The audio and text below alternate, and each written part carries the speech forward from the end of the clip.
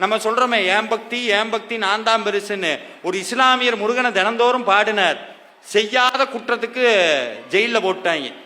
கூட இருந்தவன் கேட்டான், என்ன பாய் முருகன் கொடுத்தார் போல அப்படின்னு இருக்கான் குசும்பு.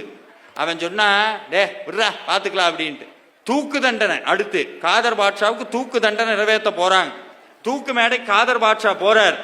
கூட இருந்தவன் கேட்டா, என்ன பாய் முருகன் தூக்கில போட சொல்லிட்டாரு போறேன்னு.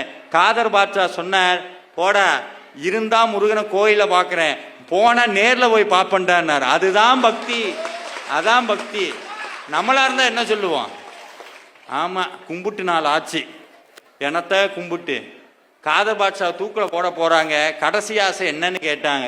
எங்க அப்ப முருகனை பாடணும், அதான் என் கடைசி ஆசை. தூக்கு மேடையில கூடி இதுதாங்க முருக பக்திங்கிறது, இதுதான் முருக பக்தி. அந்த பக்தி வந்ததுன்னா சாமி கைவிட மாட்டார். இதுதான் முருக பக்தி. அந்த பக்தி வந்ததுன்னா சாமி கைவிட மாட்டார். தூக்கு மேடை நிற்கிறார். காதர் பாட்ஷா கேட்கிறார்,